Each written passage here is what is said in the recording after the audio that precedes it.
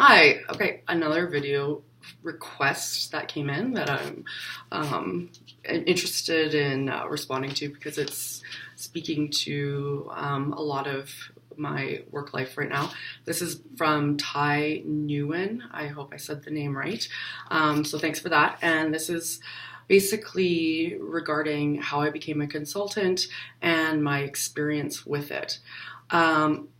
So I have to say, I'll go into more details on my experience, but the backstory of becoming a consultant was it wasn't actually something that I was planning on doing. I was approached when I was leaving a job as an employee, and they asked if I would consider staying on as a consultant. And switching a little bit more roles, so moving more to the business analytics and technical side.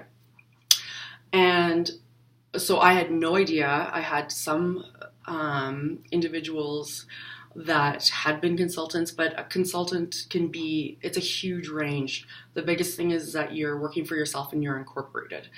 And so I basically went and did a lot of searching for individuals and asking about what they did for, say, setting up their company, what best practices they used, because when you're your own boss on that level, that also means the IRS, or in our case, CRA, I'm Canadian, will be something that you are dealing with on your own. You don't have an employer managing that stuff.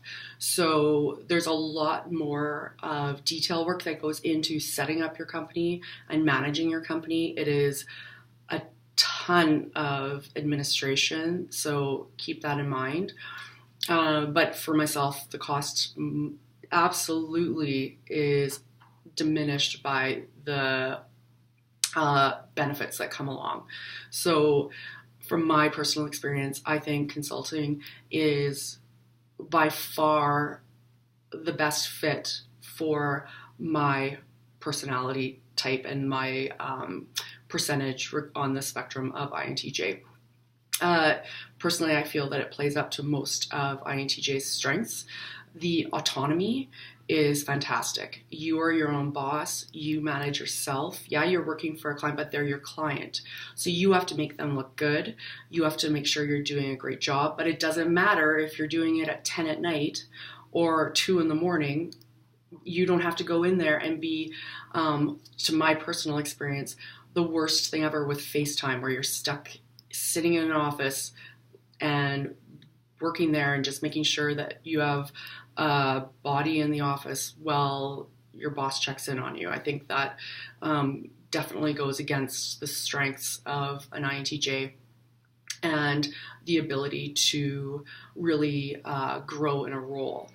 We're not confined. We actually, as a consultant, the more value add you bring, the longer most likely you'd be staying on or continuing getting more clients because of your work ethic or your ingenuity or the creativity that you bring. Another thing that I find is it's great because you also get paid more.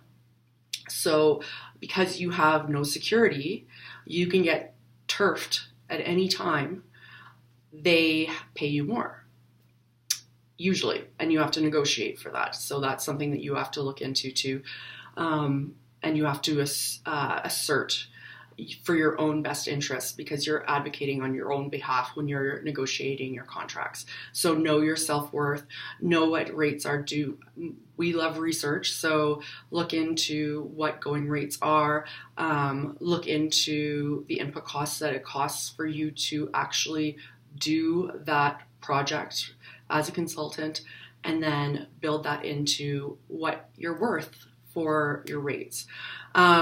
Also, I feel that I loved consulting because of you're consulting as an advisor or subject matter expert. So it means you've got enough background in the industry that you're working in, or that particular type of knowledge, that they're wanting your your knowledge and your depth of experience. And that's great for us because we like fixing things or finding out how to optimize things and being able to provide so much more value add for a company, especially if you're consulting for, say, a more of a bureaucratic corporate type of structure.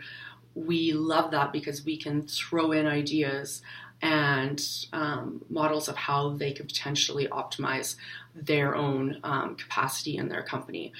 The only frustration is with bureaucratic organizations, they may or may not be able to actually implement what, say, you might see externally looking in that would be beneficial for them. Then the other thing too is I find that as INTJs, we're comfortable with a fair amount of risk because we've already analyzed in our minds what all the different foreseen risks are. We also recognize the unforeseen risks that could come into play. And we have a comfort level of kind of being in that zone. We don't need to have necessarily the 9-to-5 job where we sit there, we do the same thing every day. Actually, it's my nightmare. And know that at 10 a.m. we're going for a coffee break. We want to have that offset of freedom and risk going together, and we're able to live comfortably with it. And I think that's, again, why INTJs are a great fit for consulting, because it's not for everyone. We're not for everyone. So there's a great market there to really play to the best of your strengths and be able to deliver a product that potentially you couldn't do if you were in a standard model of employment.